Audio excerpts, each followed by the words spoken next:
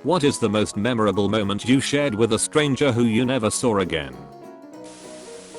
Few years back my wife and I visited Italica, a Roman ruined city a few miles from Seville. The ruins are glorious, and we had them to ourselves. So when as we emerged from the gladiator gate in the amphitheater I stalked out into the sunlight, threw out my arms and roared, "Are you not entertained?" It rang off the old seats in a satisfying manner. Turns out we weren't alone. I spun to find a Japanese tourist staring at me in wonder, who then grinned nervously, snapped a picture, and gave me a thumbs up. My wife, "You're an idiot." I always think how awesomely hilarious it is that so many of us are on tourists' holiday videos and pictures doing stupid things. A friend and I used to take short road trips over to the coast when we were 18 or 19 years old. One trip we decided to rent inline skates and skate the boardwalk and then up to this lighthouse. We were going along, having a great time, when all of a sudden I hit a pebble just right, causing the one skate to lock up as my other foot kept going.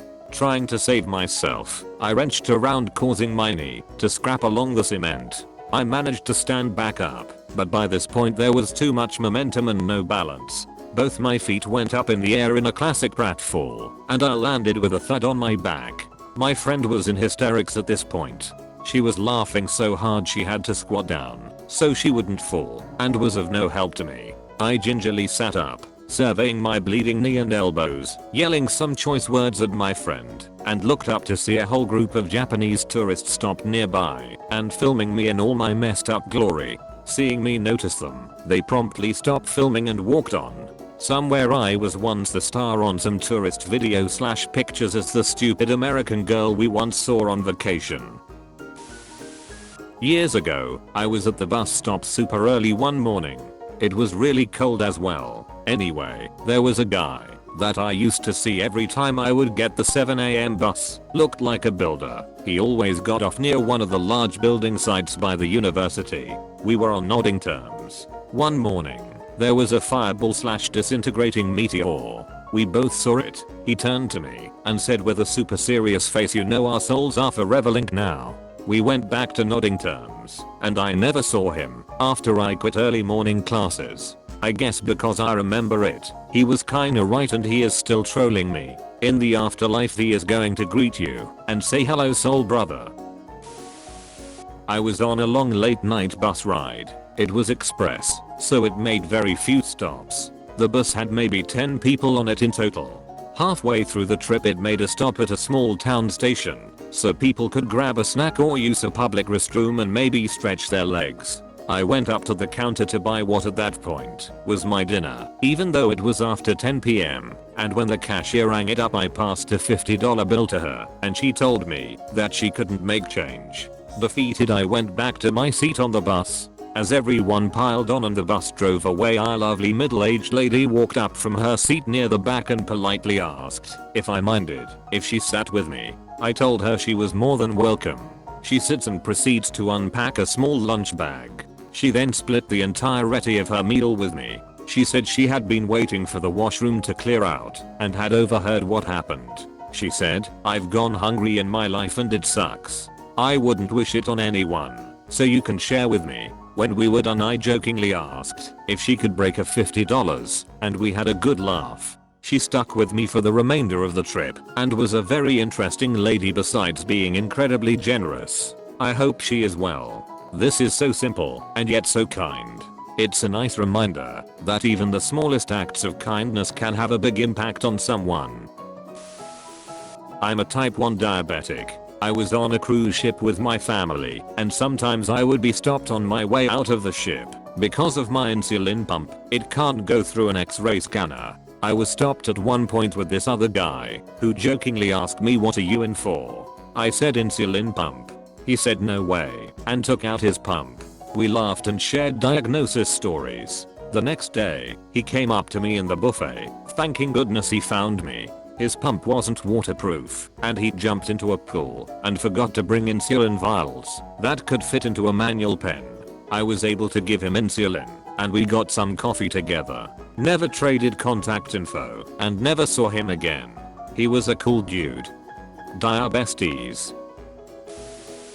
I had about a 2-hour drive from Columbus to the Cleveland area. I tend to drive on the faster side and therefore pass a lot of people. I noticed about 20 minutes into the drive that the car behind me was still the same one that got onto the highway right behind me. We ended up driving the entire 2 hours right next to each other, or in front of / behind each other. We created space in lanes to help the other pass the slower cars and made sure the other wouldn't fall behind. As I was getting off the highway, he honked his horn, gave me a big smile, and waved. It has been my favorite driving experience so far. I used to drive from Toledo to Dayton quite a bit, straight shot down 75. I would often leave closer to midnight and always would find a rabbit, somebody driving over the speed limit that would take the police attention.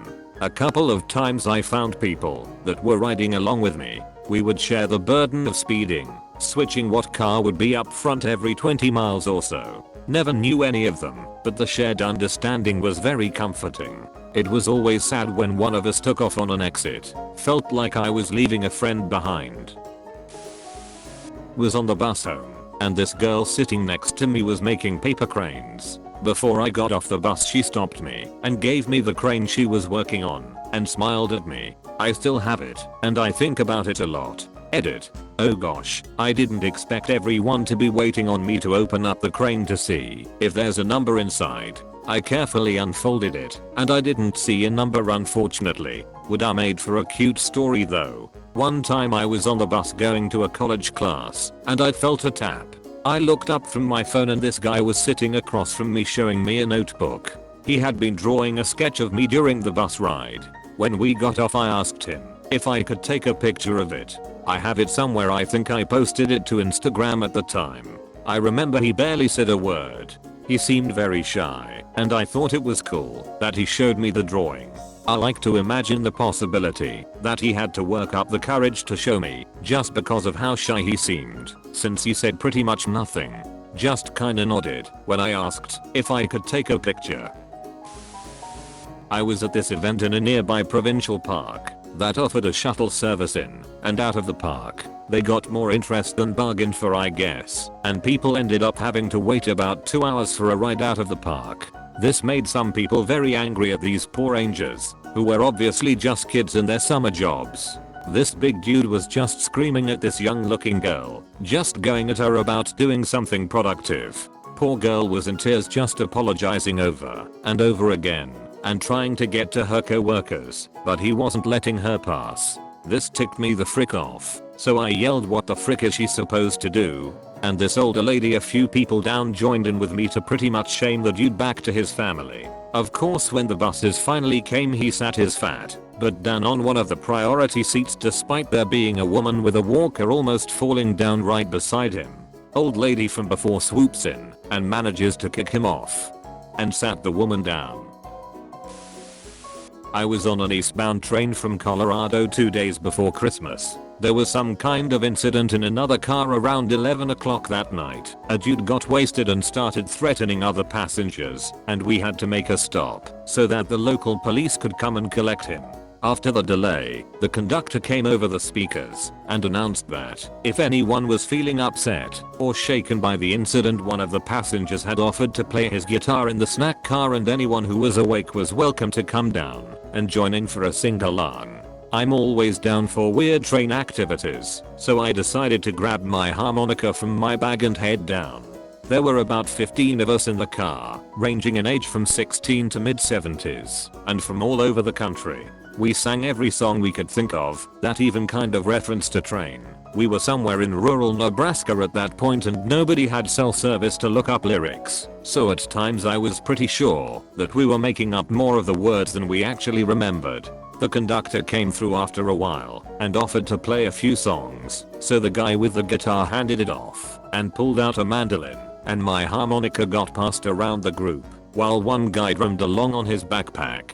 After a while the conductor got up and left, then came back with a copy of the Polar Express. He read it out loud to our absolutely captivated group of mostly adult travelers while the snow flew all around us in the night, and I swear that for a few minutes our trip felt every bit as magical as the visit to Santa Claus in the story. Sometime well after the snack car was supposed to have been vacated for the night, we capped things off with the most ridiculously earnest rendition of Don't Stop Believing that has ever been performed, and went our separate ways. I never saw anyone from our little makeshift band again, but I'll always remember that weird wonderful late night celebration of Journey and the magic of winter travel that came about because some guy was a jerk on a train.